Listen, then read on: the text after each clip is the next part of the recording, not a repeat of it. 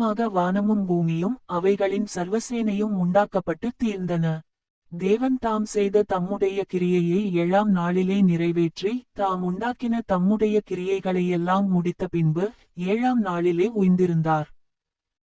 தேவன் தாம் சிருஷ்டித்து உண்டு பண்ணின தம்முடைய கிரியைகளையெல்லாம் முடித்த பின்பு அதிலே ஓய்ந்திருந்தபடியால் தேவன் 7ஆம் நாளை ஆசீர்வதித்து அதை பரிசுத்தமாக்கினார். தேவனாகிய கர்த்தர் பூமியையும் வானத்தையும் உண்டாக்கின நாளிலே வானமும் பூமியும் சிருஷ்டிக்கப்பட்ட வரலாறு இவைகளே. நிலத்தினுடைய சகலவித செடிகளும் பூமியின் மேல் இன்னும் உண்டாகவில்லை, நிலத்தினுடைய சகலவித பூண்டுகளும் இன்னும் முளைக்கவில்லை. ஏனெனில் தேவனாகிய கர்த்தர் பூமியின் மேல் இன்னும் மழையை பெய்ய பண்ணவில்லை, நிலத்தை பண்படுத்த மனுஷனும் இருந்ததில்லை.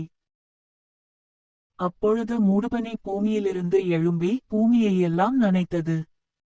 தேவனாகிய கர்த்தர் மனுஷனை பூமியின் மண்ணினாலே உருவாக்கி ஜீவசுவாசத்தை அவன் நாசியிலே ஊத்தினார், மனுஷன் ஜீவாத்துமாவானான். தேவனாகிய கர்த்தர் கிழக்கே ஏதேன் என்னும் ஒரு தோட்டத்தை உண்டாக்கி தாம் உருவாக்கின மனுஷனை அதிலே வைத்தார்.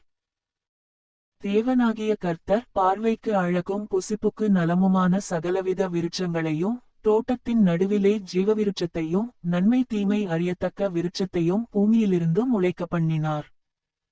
தோட்டத்துக்கு தண்ணீர் பாயும்படி ஏதேனிலிருந்து ஒரு நதி ஓடி அங்கேயிருந்து பிரிந்து 4 பெரிய ஆறுகளாயிற்று. முதலாம் ஆற்றுக்கு பைசோன் என்று பேர், அது ஆவிலா தேசம் முழுவதையும் சுற்றி ஓடும்.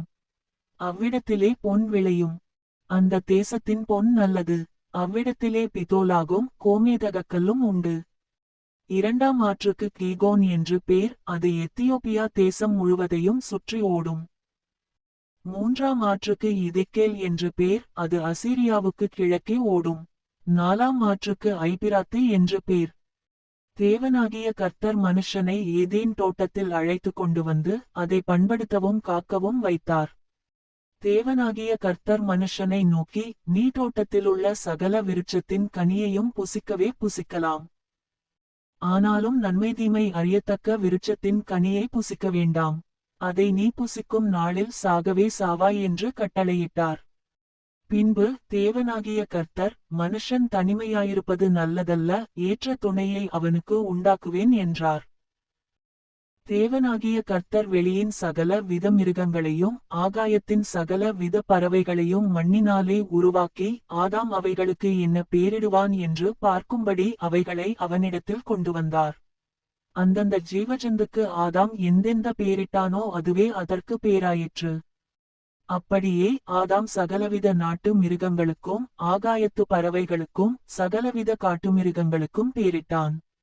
ஆதாமுக்கோ ஏற்ற துணை இன்னும் காணப்படவில்லை. அப்பொழுது தேவனாகிய கர்த்தர் ஆதாமுக்கு அயர்ந்த நித்திரையை வரப்பண்ணினார், அவன் நித்திரையடைந்தான். அவர் அவன் விலா எலும்புகளில் ஒன்றை எடுத்து அந்த இடத்தைச் சதையினால் அடைத்தார். தேவனாகிய கர்த்தர் தாம் மனுஷனில் எடுத்த விலா எலும்பை மனுஷியாக உருவாக்கி அவளை மனுஷனிடத்தில் கொண்டு வந்தார்.